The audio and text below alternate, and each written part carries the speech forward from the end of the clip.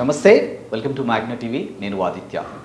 పరిటాల సునీత ముఖ్యంగా వైఎస్ఆర్సీపీ అధినేత జగన్మోహన్ రెడ్డి గారిని ఉద్దేశించి ఆవిడ మాట్లాడినటువంటి మాటలు ఏవైతే ఉన్నాయో అవి ఇప్పుడు సోషల్ మీడియా వేదికగా వైరల్ అవుతున్నాయి.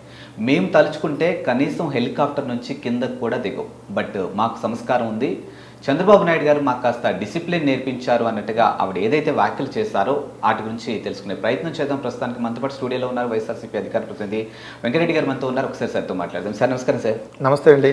పరిటాల సునీత గారు చేసినటువంటి వ్యాఖ్యలు మీరు కూడా చూసే ఉంటారు. మేము అనుకుంటే కనీసం హెలికాప్టర్ నుంచి కింద కూడా మీరు దిగరు, బట్ మాకు సంస్కారం ఉంది అన్నట్టుగా ఆవిడ చేసినటువంటి వ్యాఖ్యలు ఏవైతే ఉన్నాయో దీనిపై అసలు మీ కామెంట్ ఏంటి? అంటే ముఖ్యంగా సంస్కారం, డిసిప్లిన్ గురించి ఆవిడ మాట్లాడడం జరిగింది. ముందు ఇప్పుడు నేను పరిటాల సునీత గారి గురించి మాట్లాడే ముందు, సంస్కారం ఉండేవాళ్ళు ఎవరన్నా అట్లా సంస్కారంగా లేకుండా మాట్లాడతారా?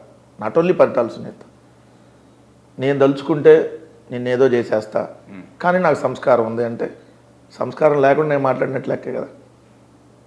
అది జనరల్గా మాట్లాడితేనే మనం అలా ఉన్నప్పుడు ఒక మాజీ మంత్రి, ప్రస్తుత తెలుగుదేశం పార్టీ ఎమ్మెల్యే, అధికారంలో ఉన్నటువంటి పార్టీ వాళ్ళు మేము తలుచుకుంటే మాజీ ముఖ్యమంత్రిని హెలికాప్టర్ నుంచి దిక్కుండానే అడ్డుకుంటాం అంటే ఏం చేస్తారు?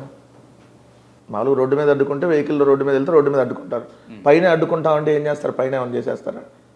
అంటే జగన్మోహన్ రెడ్డి గారిని ఏమైనా చేయాలని ఆలోచన మీ మనసులో ఉందా? కానీ మాకు సంస్కారం ఉంది కాబట్టి మేము చేయమంటున్నారా? సంస్కారం ఉండేవాడు ఇట్లాంటి ఆలోచనే చేయడు కదా. మేము జగన్మోహన్ రెడ్డి గారు మీ ఇంటి మీద ఏమైనా దాడి చేయడానికి వస్తున్నాడా, లేదంటే ఏమైనా మీ మీద ఏమైనా దాడులు చేయడానికి వస్తున్నాడా? ఆఫ్టర్ ఆల్ మీరు ఒక ఎమ్మెల్యే, ఆయన మాజీ ముఖ్యమంత్రి. అంటే మీరు ఎలా అంటారు సార్ ఆఫ్టర్ ఆల్ అని? మరి ఎలా అనాలి? ఆయన ఒక మాజీ ముఖ్యమంత్రి, ప్రజాప్రతినిధిని ఆఫ్టర్ ఆల్ మీరు ఎలా అంటారు? ఆయన పులివెందుల ఎమ్మెల్యే అని మీరందరూ అన్నప్పుడు, లేఖీ స్కిట్లు చేసినప్పుడు, లేఖీతనంగా అడ్డుకుంటామని మాట్లాడినప్పుడు మరి ఎట్లా అడ్డుకుంటారని అడగాలి కదా. అదే ప్రజాప్రతినిధి మిమ్మల్ని గాల్లోనే అడ్డుకుంటామంటే ఏంటి? హెలికాప్టర్ దిగనీయకుండా అడ్డుకుంటామంటే ఏంటి? దానికి అర్థమైంది. అంటే మీరు రావటం వల్ల ఆల్రెడీ ఇప్పటికే కురుబలింగయ్యకి సంబంధించినటువంటి ఒక అంశం ఆ బర్నింగ్ నడుస్తూనే ఉంది. ఏం బర్నింగ్ నడుస్తుంది? అంటే ఆయన టీడీపీ వాళ్ళు చంపేశారు, సో కక్ష సాధింపులు అన్నట్టుగా ఒక ఇష్యూ నడుస్తుంది. సో ఎందుకు ఈ టైంలో మీరు రావడం అన్న వేదికగా వాళ్ళు చెప్పారనుకోవచ్చు కదా. నాకు ఎప్పుడు రావాలి? అది కూడా వాళ్ళని అడగండి. రేపు పొద్దున ఎవరైనా తెలుగుదేశం వాళ్ళు వస్తే అంటే వాళ్ళు చెప్పినప్పుడు రావాలా? మనిషి చనిపోయిన తర్వాత చనిపోయినటువంటి కుటుంబాన్ని ఓ 15 సంవత్సరాల తర్వాత వచ్చి పరామర్శిస్తారా? జరిగినటువంటి ఇన్సిడెంట్ జరిగిన ఇమీడియట్గా కొన్ని రోజులు వచ్చి పరామర్శిస్తారా? జరిగిన రోజే రాలేదు కదా, ఉద్రిక్త వాతావరణం ఉండిద్దని. జరిగిన కొన్ని రోజుల తర్వాత కదా వస్తుంది. అసలు జరగటానికి కారణమే మీరు కదా. కారణమైన మీరు ఈరోజు శుద్ధపోస మాటలు మాట్లాడటం ఏంటి? అంటే అడ్డుకుంటాం ఏం అడ్డుకుంటారు? అంటే మీ ఆయన అందరిని చంపేసినట్టు మీరు మీ కొడుకు కూడా అందరిని చంపేస్తా పోతారా? మీ ఆయన చరిత్ర అంతా తెలుసు కదా, రక్త చరిత్ర. పరిటాలంటేనే ఫ్యాక్షనిస్టు, రక్త చరిత్ర అందరికీ తెలుసు. మళ్ళీ ఆ వాతావరణాన్ని ఇప్పుడు మీరు కూడా తీసుకొద్దాం అనుకుంటున్నారా? ఆంధ్రప్రదేశ్ రాష్ట్రంలో ఇప్పుడు ఆల్రెడీ తీసుకొని వస్తూ ఉన్నారు, ఇంకా దాన్ని పెంచుదాం అనుకుంటున్నారా? వైఎస్ఆర్ కాంగ్రెస్ పార్టీకి సంబంధించినటువంటి ఏదైతే కురుబ లింగమయ్య అనేటువంటి వైఎస్ఆర్ కాంగ్రెస్ పార్టీ కార్యకర్తను అత్యంత కిరాతకంగా మీరు చంపారు, అవునా కాదా? చంపినటువంటి దాని మీద మా పార్టీకి సంబంధించినటువంటి కార్యకర్త కాబట్టి మా నాయకుడు పరామర్శకు వస్తున్నాడు, దీంట్లో తప్పేంటి? దానికి మీరు అడ్డుకుంటాం, సంస్కారం మాకుంది, చంద్రబాబు నాయుడు నేర్పారు. ఒబ్బు చంద్రబాబు మీరే చెప్పాలి సంస్కారాల గురించి. పిల్లనిచ్చిన మా మీద చెప్పులేసిన ఆయన సంస్కారం గురించి, ఆయన పెద్ద సంస్కారమంతుడు, ఆయన పెద్ద నీతిమంతుడు, మీరు ఇంకా పెద్ద నీతిమంతురాళ్ళు, అంతే కదా. మీ చరిత్ర ఎవడో తెలియదు.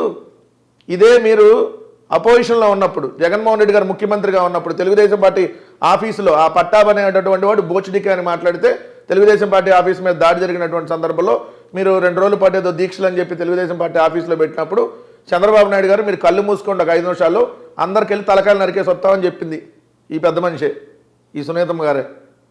ఇది ఏం చేద్దాం అనుకున్నా? తలకాయ నరికేసి వస్తారా? ఒక 5 నిమిషాలు టైం ఇస్తే అందరిని చంపేసి వస్తారా?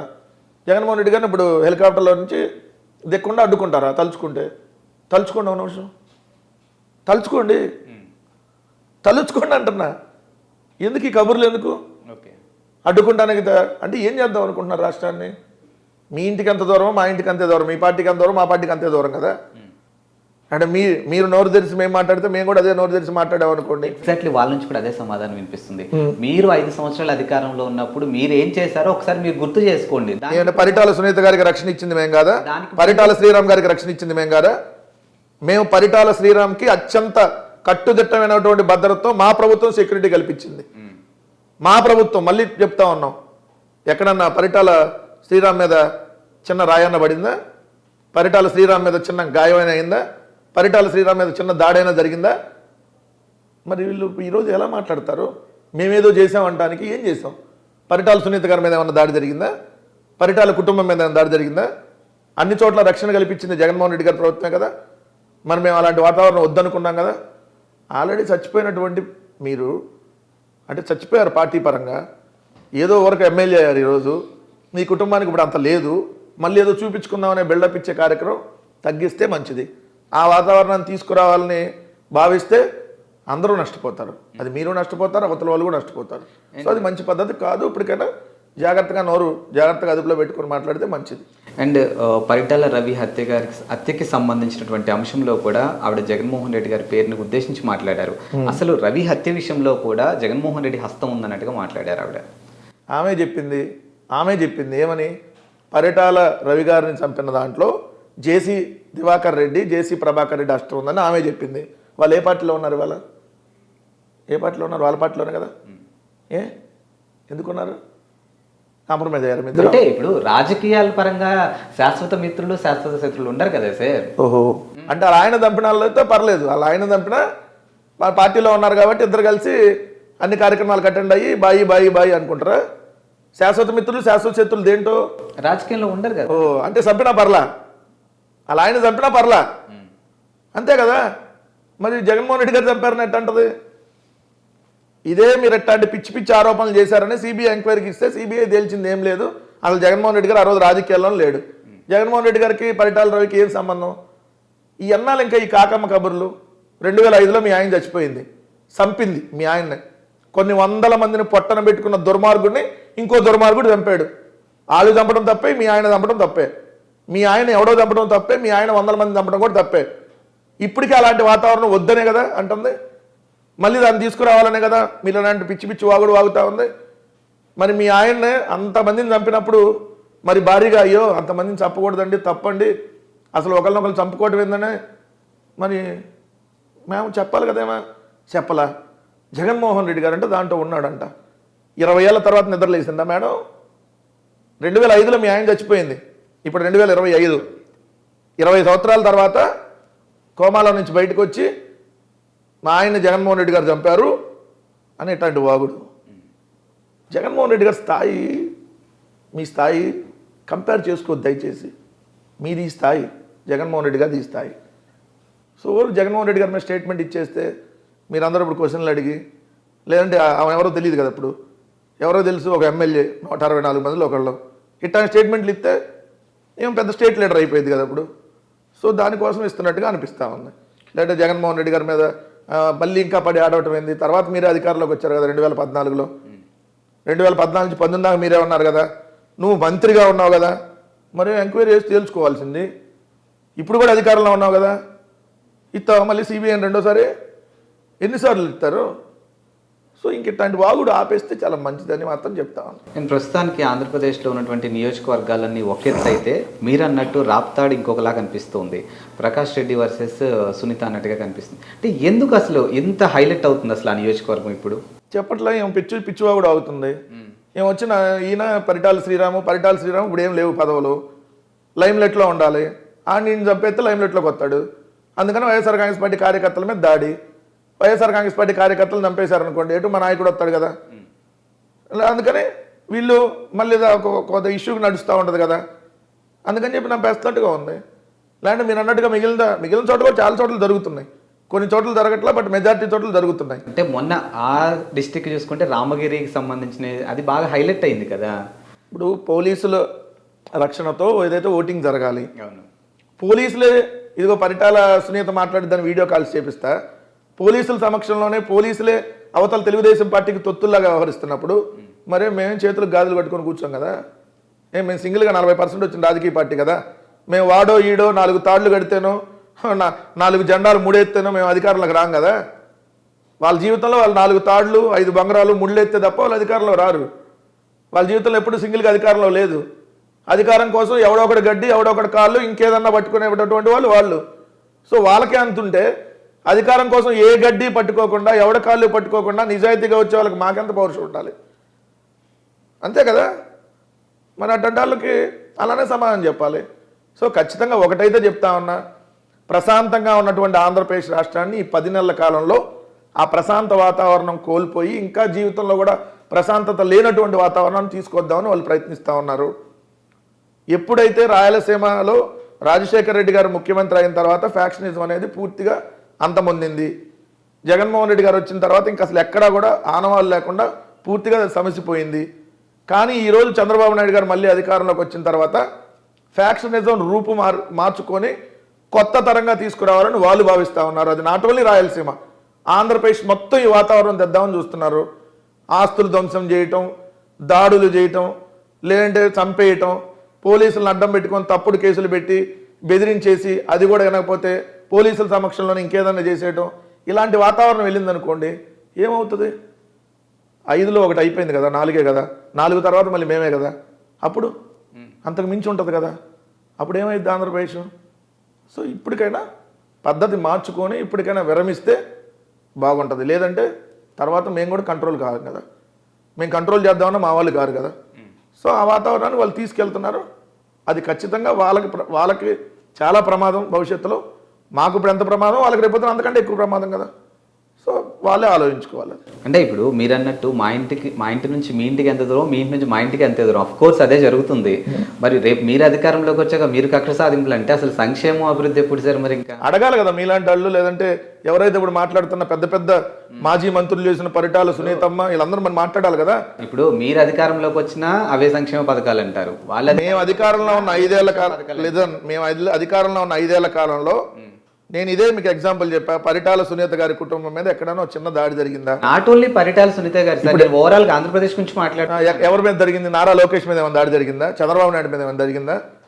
ఇప్పుడు మహిళా హోంమంత్రిని సంకనాకమన్నటువంటి ఈ అయ్యన్న పాత్రుడి మీద ఏమైనా జరిగిందా? చెప్పండి. పోలీసులను దెంబాస్లో తిట్టినటువంటి అచ్చెన్నాయుడు మీద ఏమైనా జరిగిందా? ఎవరి మీద జరిగినాయి? మేము చేయలేదు, మేము అట్లాంటి వద్దనుకున్న వాతావరణం. వాళ్ళు ఎన్నోసార్లు రెచ్చగొట్టారు, ముఖ్యమంత్రిని పట్టుకొని బోషిడికే అన్నారు, అనిపించారు. అయినా ప్రశాంతంగా వాళ్ళు ఉన్నారు, రోజు టీవీలో మాట్లాడుతున్నారు, చైర్మన్ పదవులు వచ్చినాయి, ప్రశాంతంగానే ఉన్నారు వాళ్ళందరూ. ఒకడేమో చెప్పులు తీసుకుని అంతా నా డాషులారా పేకలు బీసి చంపేస్తా నీ నీ నీ డాషులారా అని భాషలు మాట్లాడాడు. ఉప ముఖ్యమంత్రి అయ్యాడు. ఈరోజు మేము అధికారంలో ఉన్నాం, కానీ అధికారంలో ఉన్న మమ్మల్ని ఇట్లా పచ్చిబూతులు తిట్టారు. అయినా మళ్ళీ మేమే తిట్టామంటారు. ఎందుకు? 4 పత్రికలు, ఒక 10 శాటిలైట్ ఛానళ్ళు, ఒక 150 యూట్యూబ్ ఛానళ్ళు ఉన్నాయి. మేము అమ్మ అంటే నీ అమ్మ అని రాస్తారు ఆ 150 ఛానళ్ళు. మేము అమ్మ అంటే నీ అమ్మ అని రాస్తే 4 పత్రికలు. మేము అమ్మ బాగున్నామంటే నీ అమ్మ బాగున్నామని రాస్తాయి ఆ 10 శాటిలైట్ ఛానళ్ళు. అదే చంద్రబాబు నాయుడు గారు నీ అమ్మ అంటే అమ్మ అని ఆప్యాయంగా పలకరించాడని రాస్తారు. అదే పవన్ కళ్యాణ్ గారు ఏ వేషం వేస్తే ఆ వేషం అద్భుతమని రాస్తాయి. ఎందుకు? మంది ఎక్కువ చూపించే వాళ్ళు ఉన్నారు కాబట్టి. ఒక నిజం చెప్పులు వేసుకొని బయటకు వచ్చేలోపు ఆ నిజానికి కాకుండా దాని చుట్టూతో 100 అబద్ధాలు చూసి 100 రకాలుగా స్ప్రెడ్ చేస్తున్నారు.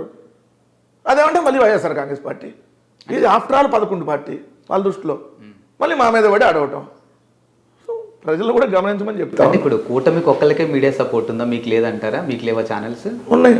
మాకు కూడా సాక్షి పత్రిక ఉంది, సాక్షి టీవీ ఛానల్ ఉంది. ఇంకెవరైనా న్యూట్రల్గా వాస్తవాలు ఏదో చెప్పేవాళ్ళు ఉంటారు. సో లేదని ఎవరున్నారు?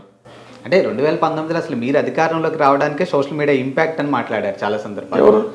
అన్ని రకాలు ఉంటాయి, నాట్ ఓన్లీ సోషల్ మీడియా. అంటే ఇప్పుడు నీ అమ్మ అని వాళ్ళు రాశారని అంటున్నారు కదా, ఇప్పుడు కూడా రాస్తున్నాయి. మరి మీ పత్రికలు రాయట్లేదా? ఏమని రాశారు అంటే నేను అడుగుతున్నా. చంద్రబాబు నాయుడు నీ అమ్మ అని ఎవడనంటే నీ అమ్మనే రాస్తా, అమ్మ అంటే అమ్మనే రాస్తున్నాం.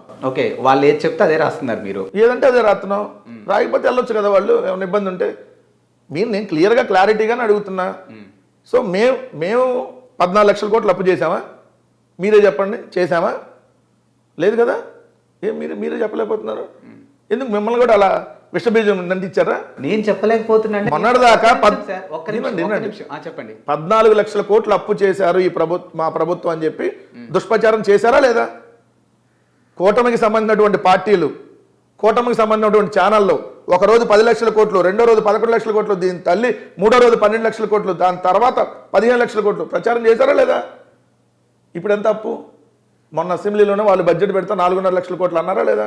మళ్ళీ చంద్రబాబు నాయుడు సిగ్గు శరం మానం మర్యాద మొత్తం వదిలేసి, మనిషి అనేది మొత్తం వదిలేసి రాత్రి కూడా మాట్లాడాడు 10 లక్షల కోట్లు అప్పు అయింది రాష్ట్రానికి, దీన్ని తీర్చే బాధ్యతలో ఉన్నాం.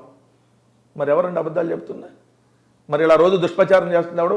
30,000 మంది అమ్మాయిలు మిస్ అయ్యారని చెప్పి పిచ్చి పిచ్చి కోతలు కూసాడా లేదా ఈ ఉప ముఖ్యమంత్రి పవన్ కళ్యాణ్ ఎమ్మెల్యే కాకముందు? మరి ఇదే అసెంబ్లీలో 40 మంది మిస్ అయ్యారండి, 34 మందిని ట్రేస్ చేశాము అని చెప్పి మాట్లాడారా లేదా?